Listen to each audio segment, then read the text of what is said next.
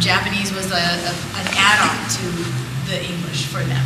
It was something that they were going to do as an additive bilingualism, not something that they had to because they were not native Japanese speakers. And then we had a lot of, I come home and I tell my daughter, here, translate this. And they look at me like, I don't know what it says.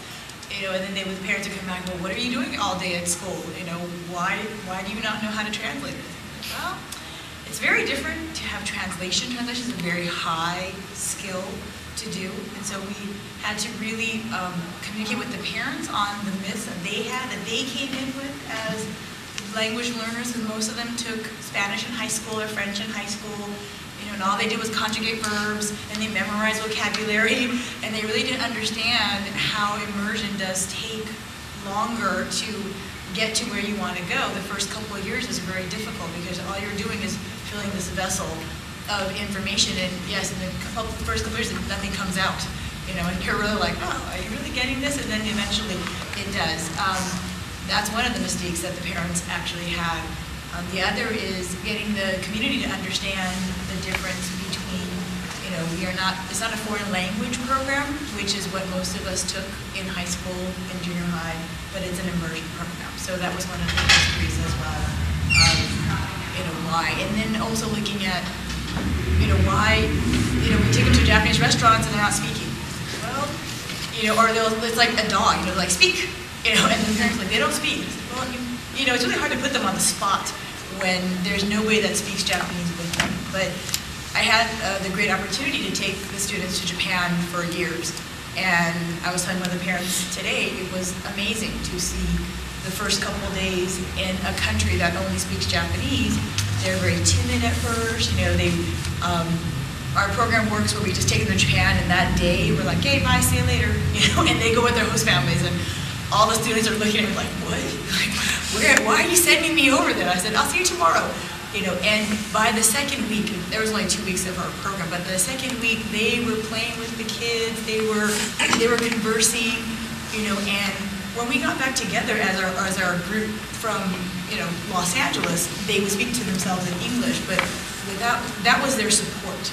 And then when they went out back to their host families, it was all Japanese. And by the end, they could converse with me in Japanese. So, and to the point where they didn't have a lot of the mistakes that, usually foreign language students do. And I think it's because the kids that are around them are fixing them.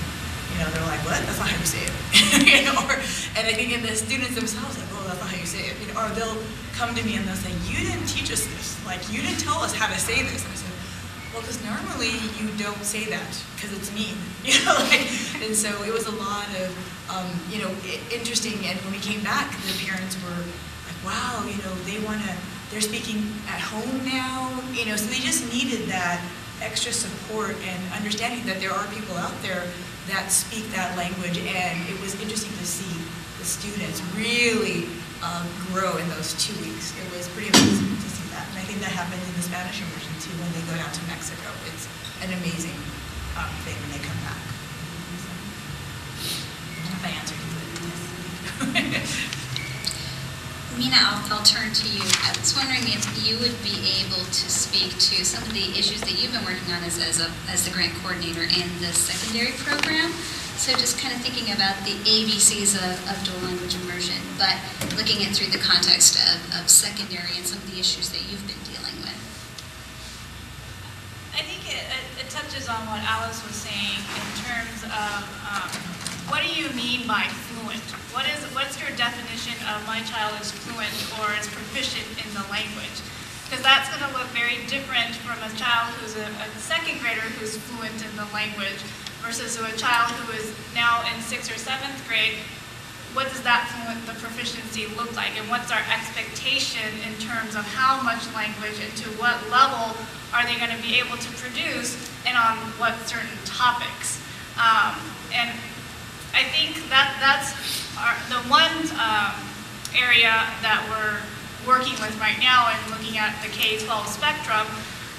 Usually we say, okay, well, we want our child to be able to speak at a paragraph level. Well, that usually means that it has to be built up from the bottom up.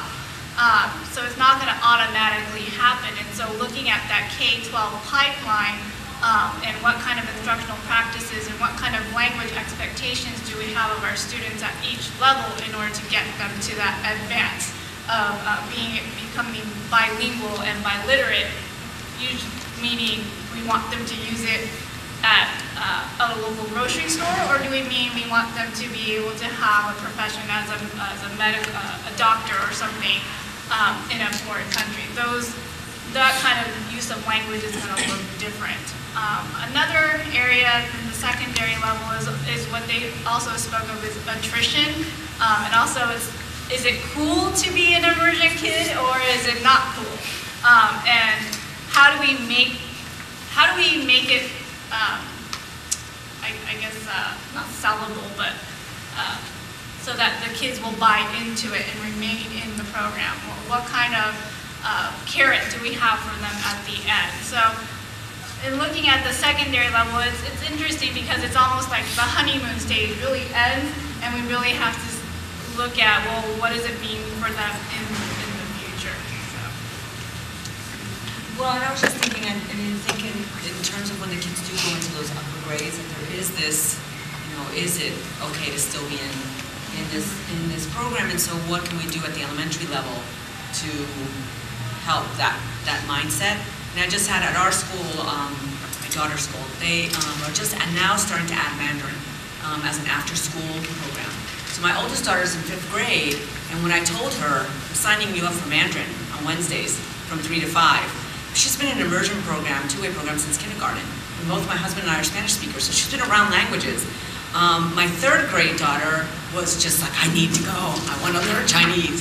So the other one, I said, you have to go too, because I can't have, you have to go together. But the 5th grader was horrified that I was telling her that she had to go to the Mandarin class after school because no other 5th grader had signed up. And so I said, I'm sorry. She's stomping all over the house. And I said, you're going, because what am I going to do with you till 5:15? So it's like, you have to go. Well, then my husband ended up picking them up. He said when he picked them up, they were thrilled. So she was too, but there was this initial, no, I'm not going to go to the Mandarin class. But so I wonder, where does that come from, and how can we, improve that, like at the elementary level, in terms of their attitude towards languages? It's really bizarre to me that that's the reaction I got. Well, when I do tours with incoming families that are looking at immersion programs, and when I do tours, I really do kind of tell them that they need to get their kids encourage their children, and kind of make light of it and say, wow, you're going to be learning a new language. You're not going to understand the teacher. In our case, our teachers never, the children do not even know that their teacher speaks any English at all. They never break the model. It's a 90-10, and they never speak. They have a different English teacher. One of the other immersion teachers, they switch for English. So it's too abstract for them to really get it until maybe the end or beginning of 1st grade. They're like, I'm on to it, one girl said. But and she knew that her teacher spoke some English, but the teacher never speaks English to them. And so I tell the parents, because the parents are worried that their child's going to essentially be traumatized or something because their teacher doesn't speak English. And so I tell them, make sure that you say, wow, just think of your teacher as a puppet, and she's just going to show you all these things, and it'll be really interesting. And if the parents spend that extra time with the kids, kind of building them up, and the children don't realize that it's this whole new big thing for them, and it really makes a difference when the parents have a very positive outlook and a positive attitude, and kind of get their kids enthusiastic about the program. And I have a do not cry session for my parents where I tell them, I know your child's going into kindergarten, but if you have to cry because your child's growing up, do so in my office.